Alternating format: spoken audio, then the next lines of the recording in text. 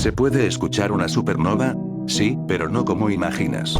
En 1987 se detectó la supernova 1987A, incluso antes de verla, gracias a neutrinos.